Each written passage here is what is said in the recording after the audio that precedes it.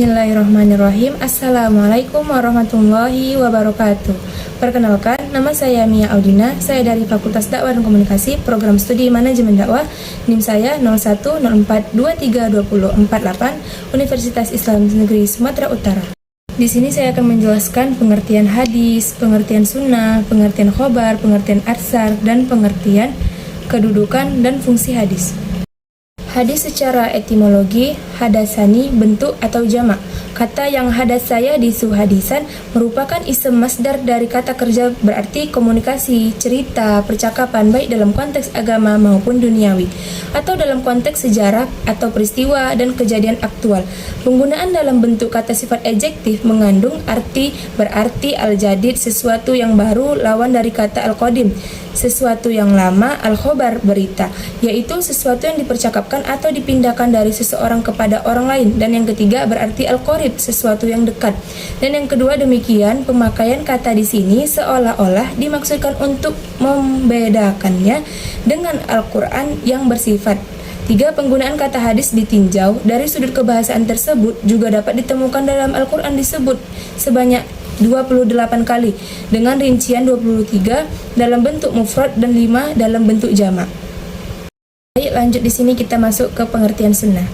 Sunnah. Sunnah secara etimologi berarti jalan lurus dan berkesinambungan, yang baik maupun yang buruk, sebagaimana yang dapat dilihat dari perkataan Rasulullah SAW yang memiliki arti, barang siapa yang merintis suatu jalan yang baik, maka ia akan memperoleh pahalanya dan juga pahala orang yang mengamalkannya sesudahnya.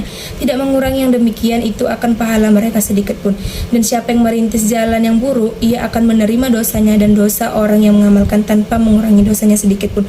Berdasarkan hadis tersebut, para ulama memberikan pengertian sunnah secara bahasa sebagai berikut, yang memiliki arti juga jalan dan kebiasaan yang baik atau jelek, atau dikatakan pula dengan as-sirah hasanah au sayyi'ah, jalan yang ditempuh baik, yang terpuji dan tercela. Biasa juga diartikan thariqah dengan jalan yang lurus atau benar.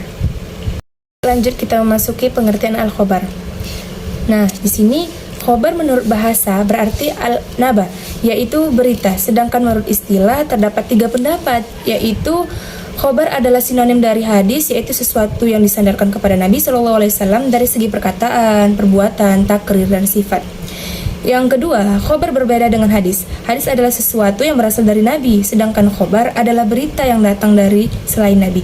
Atas dasar dengan muhadisin, sedangkan alfiyah, mereka yang berkecimpung dalam kegiatan sejarah dan sejenisnya, disebut akhbari. Nah, yang ketiga, khobar lebih umum dari hadis. Hadis adalah sesuatu yang berasal dari Nabi, sedangkan khobar adalah sesuatu yang berasal dari Nabi atau dari selain Nabi. Pendapat ini maka seorang ahli al-hadis atau ahli as-sunnah, sedangkan menurut tinjauan istilah sebagaimana ditemukakan oleh Ibnu Hajar al-Asqalani, khobar adalah hadis-hadis yang termasuk marfu, mauquf, dan maktu. Lanjut kita masuk ke pengertian atsar.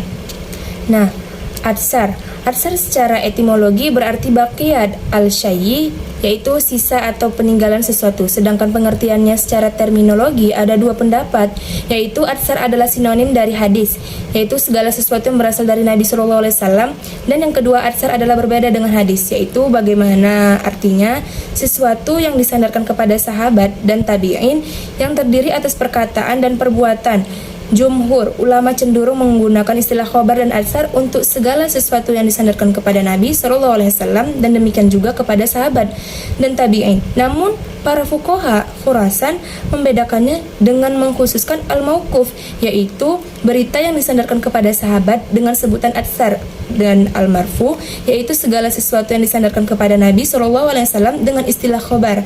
Dari keempat pengertian tentang hadis, sunnah, khobar, dan atsar sebagaimana diuraikan di atas, dapat ditarik suatu pengertian bahwa keempat istilah tersebut pada dasarnya memiliki kesamaan, yang maksudnya segala sesuatu yang datang dari Nabi SAW, baik berupa perkataan, perbuatan, maupun ketetapan. Yang terakhir ada itu kedudukan dan fungsi hadis. Apa sih itu kedudukan dan fungsi hadis? Nah, pada masa Rasulullah SAW tidak ada sumber hukum selain Alkitab atau Al-Quran dan Al-Sunnah. Di dalam Allah Ta'ala terdapat pokok-pokok yang bersifat bagi umum hukum-hukum syariat tanpa pemaparan dan rincian keseluruhannya dan pencabangannya, kecuali yang sejalan dengan pokok-pokok yang bersifat umum itu, yang tidak pernah berubah oleh bergulirnya waktu dan tidak berkembang lantaran keanekaragaman manusia dan lingkungan dan tradisi masing-masing. Semua tetap begitu, hingga Al-Quran merealisasikan gerakan humanitas yang menyeluruh dan kemajuan intelektualitas masyarakat, serta menyebarkan keadilan dan kebahagiaan di setiap masa. Al-Quran tetap menjadi penuntun kebaikan masyarakat meskipun bagaimanapun kondisi lingkungan dan tradisinya. Umat manusia dapat menemukan di dalamnya ajarannya yang dapat memenuhi kebutuhan pembentukan hukum untuk mencapai kedinamisan dan kemajuan. Di samping itu juga, kita juga biasa menemukan di dalamnya ajaran akidah, ibadah, kisah-kisah umat masa lampau, etika umum dan akhlak alfiyah dan lain-lainnya. Secara global sunnah sejalan dengan Al-Quran menjelaskan yang mubaham, merinci yang mujmal, membatasi yang mutlak, menghususkan yang umum dan menguraikan hukum-hukum dan tujuannya. Sekian penjelasan dari saya. Jika ada kekurangan ataupun kesalahan, saya minta maaf. Wabillahi taufiq wal hidayah. Assalamualaikum warahmatullahi wabarakatuh.